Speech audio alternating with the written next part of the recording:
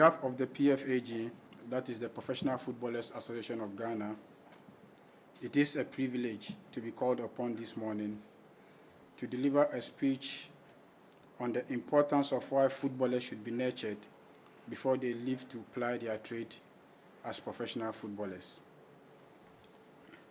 The PFAG is the only union affiliated to FIFPro, representing professional footballers from Ghana, irrespective of where they ply their trade.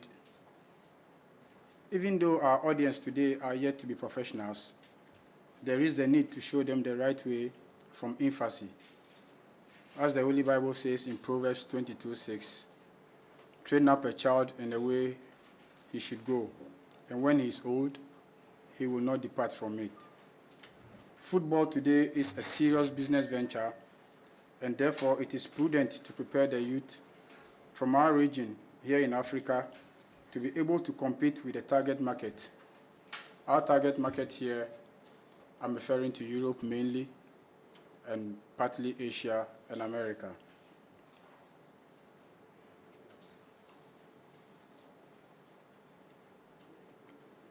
If I say product, what I'm referring to is the football players here. The target market for our products from Africa is mainly Europe and Asia, as I said, and the products I'm referring to the aspiring professional players we have here.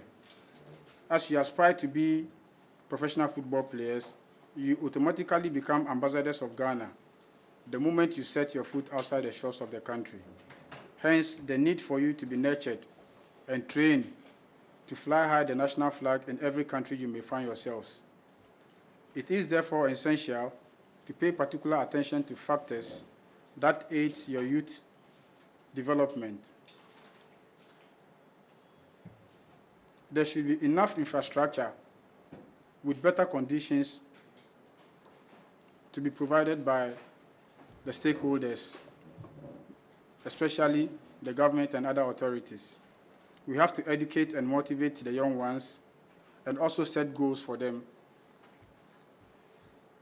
For the sake of time and to constrain myself to the topic given me, I would like to elaborate on the educational part where the PFAG plays an important role. As I stated earlier on, the PFAG deals with professional players, but since our boys here are aspiring to be professionals soon, they fit in well as professionals. The PFAG has an educational program through various media, of which some of them are club visitations, seminars, radio and TV interviews, through which we advise and guide the professional players or the young ones as they go along with their careers. During our club visitations, we distribute Z cards to these players. The Z cards contains a lot of educative information, like your right as a player, the kind of food you need to eat, the importance of rest and holidays, life after football, proper investment whilst you are playing actively, insurance, social securities, etc., etc. At your ages, though you have been scouted, you need to be scouted again to become a professional player by international scouts. Scouting is, in a short definition, is all about identifying or knowing the qualities of a player before any other person. It could also be defined as following the career of a young player for his development. In professional scouting, we have something we call the four corners of elite player development. This is something that scouts, it's like a template. That is what scouts follow when they scout players like you, especially when they come down from Europe to Africa. These are things that they look after. And therefore, I'll spend a little bit of time to explain further these kind of things, as they'll be very, very essential and important for you as you aspire to be professional players. First on the point is what we call technique, tactical knowledge, and understanding of the player.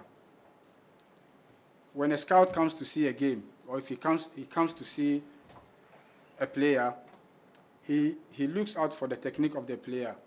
He analyzes your passing technique, your shooting technique, your heading techniques, and other stuffs. At your age, it's very important that you get used to these informations so that it could be at the back of your head whenever you are playing for somebody to scout you. The second step is the strength, physique, and structure of the player. Depending on which market the scout is coming from, they consider structure as well. When we take the German market or the Italian market, it is a game that is very, very physical. And therefore, the scouts from those regions consider the structure and the strength of a player. It is not necessarily important for you to be huge or 7 foot or 6 foot tall, but then if you are tiny and short, you need to compensate that with something else. Aggressiveness, make sure you go to the gym, and make sure you are very, very fit. When I used to play, I'm not huge, but I'm very, very aggressive. It's not easy to take me down. The third and the fourth points are very, very important for players from this region, Africa, Ghana to be precise. That is the lifestyle of the player. That is the third point on the scouting template. And this is where most of our boys fail. You could be the best player with the best technique, with the best structure and everything, but if your lifestyle is not the best, you will never be scouted. No serious club or serious scout will take you seriously. When I talk about the lifestyle, I mean the first on the point is discipline. Is the player disciplined? Is he self-disciplined? Is he tactically disciplined? Is he time conscious? Does he respect time? These are the major points which often fails our players from Africa. When a player is given the time, 10 o'clock, you have to be there before 10 o'clock. If you are given 11 o'clock, be there before 11 o'clock. Make sure you give yourself ample time.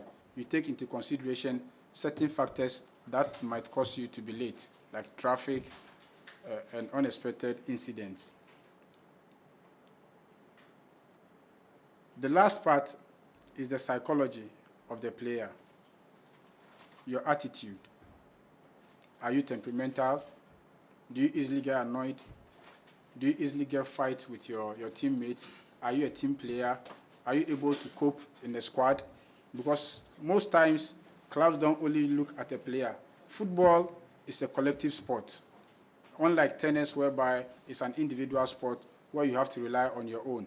Football is a collective sport, and therefore, most scouts or clubs, foreign clubs, make sure that every player they bring into the squad is a team player. It's somebody that could live with people, somebody that is not problematic, somebody that understands his fellow teammates because he cannot do it alone. You can be the player with the best technique, like I said, the best strength, the best structure, but if you are not disciplined and you are not time-abiding, you might not be selected, or you might not have the opportunity to realize your dream as a professional. You should have the correct attitude and always try to be a team player rather than an individual player. Our experience as ex-professional footballers, we know exactly what attributes, in combination to the talent and skill that you have acquired from your training, all these things together gradually will help you progress into that world top player that you aspire to be. As our elders used to say, Rome was not built in a day.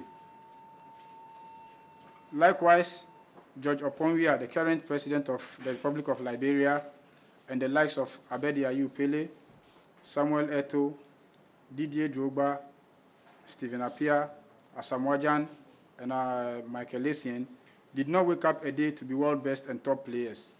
They have come a very long way, through thick and thin. They never gave up.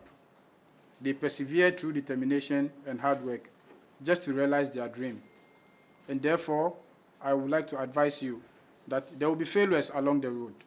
That doesn't mean you should give up or you are not the best. You don't have to give up. Perseverance conquers everything. Keep pushing, keep forcing. Be obedient and listen to your trainers. The grass is not always green at the other side. I know when you watch European football, you wish you are already a grown-up professional player so that you can ride in big cars, reside in huge houses, and live that luxurious life that you see out there.